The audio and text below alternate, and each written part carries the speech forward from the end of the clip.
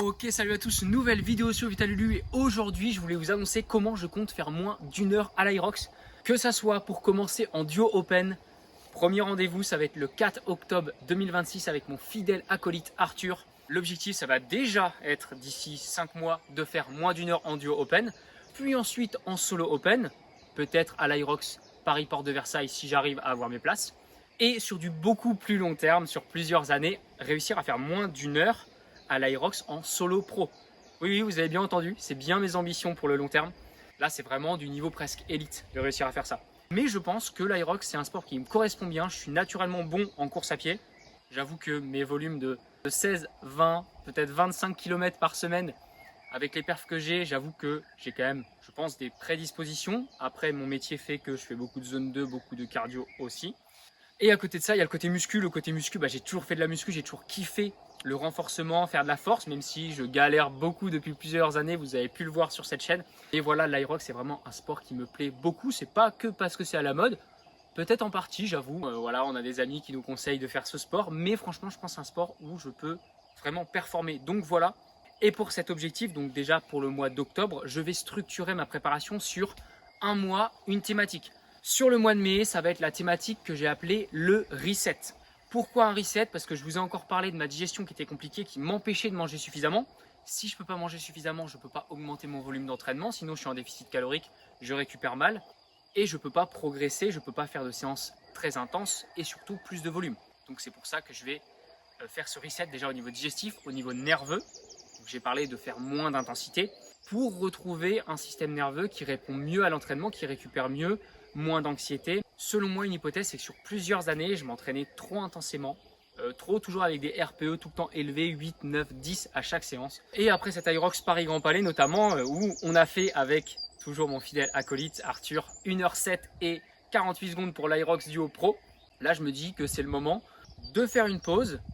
Petite parenthèse aussi, alors par hasard, je me suis retrouvé dans une, on va dire, une course de village, donc les foulées Normandie à Vire, et j'ai fini 3e en faisant 17 minutes et 10 secondes.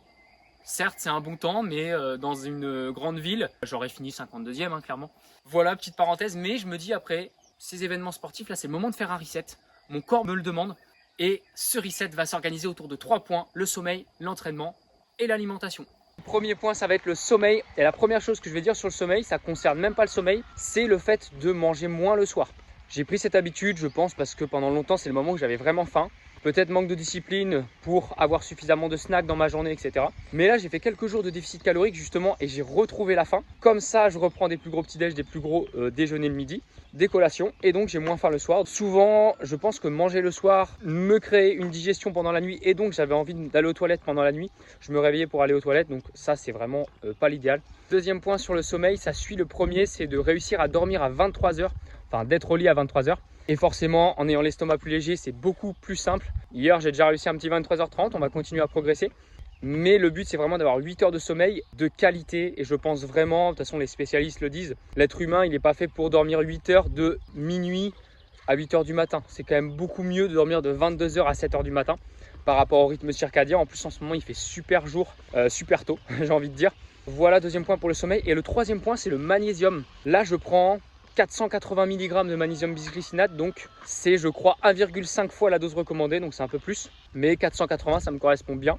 Donc c'est 4 gélules, je prends chez NutriPure, franchement c'est une super qualité. Maintenant, deuxième point, ça va être l'entraînement. Le but c'est de repartir plus sur de la muscu, moins sur de la course à pied. Je vais faire un entraînement pour reprendre une base solide en 3 entraînements semaine. Pull, push, legs. Pull le lundi, push le mercredi et la séance la plus importante, ça va être celle-ci. Celle où, ok, là je vais peut-être mettre un peu plus d'intensité, la séance jambes du samedi, c'est le week-end, donc c'est le moment parfait pour récupérer. Cette séance, ça va être soit squat, soit deadlift. Je ne mettrai pas les deux ensemble, encore une fois, pour des raisons de système nerveux et de reset.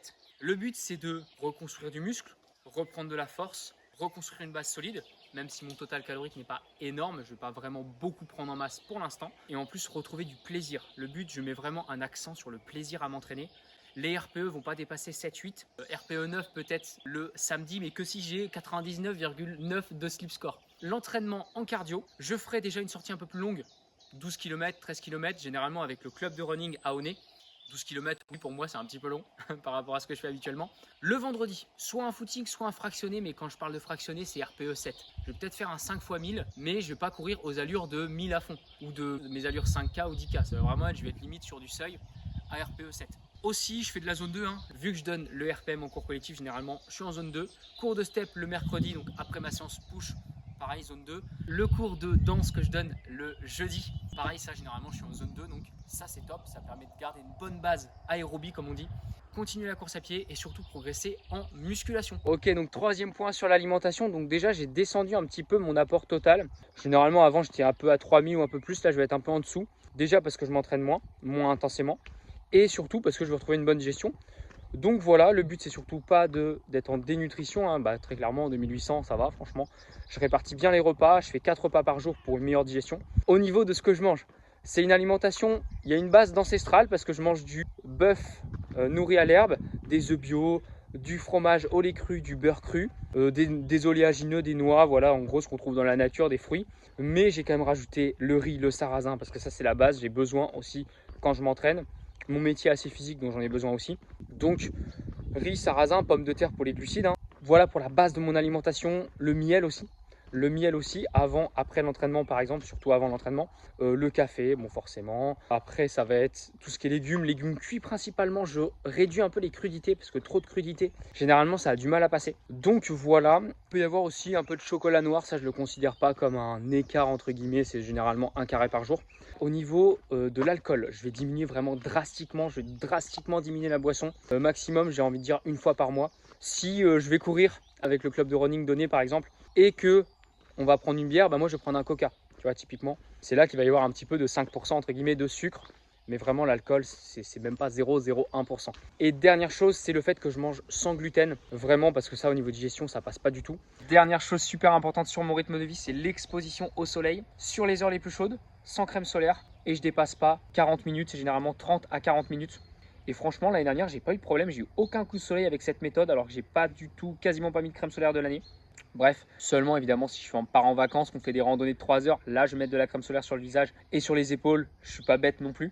Pour ordre d'idée, en 30 minutes actuellement à partir du mois de mai, sur les heures les plus chaudes, donc entre midi et 16, vous prenez au moins 5000 UI de vitamine D si vous êtes torse nu ou en short, les deux plutôt. Et généralement les compléments alimentaires c'est 1000 UI, donc là vraiment on est au top. La vitamine D, c'est excellent. Maximiser la testo, un bon rythme circadien. Donc, quand le corps a le signal qu'il fait jour, on est en mode action. Le soir, il va aussi amener le signal qu'il faut se reposer, donc un meilleur sommeil. Franchement, le soleil, il n'y a aucune raison de ne pas s'y exposer, à condition de le faire intelligemment, évidemment. On arrive donc à la fin de cette vidéo. Je vous remercie encore une fois de l'avoir suivi jusqu'au bout. Là, franchement, cet objectif d'Irox, c'est génial. Ça me redonne un vrai sens à mon entraînement. Ça me redonne de la discipline parce qu'il y a vraiment un objectif mesurable. Donc ça, c'est vraiment cool. Donc, on se retrouve très vite pour des prochaines vidéos, soit pour le nouveau plan d'entraînement du mois de juin, soit peut-être avant, si j'ai de l'inspiration, si j'ai des choses à dire, des ressentis, etc. Et on se dit à très vite sur Vitalulu. Let's go!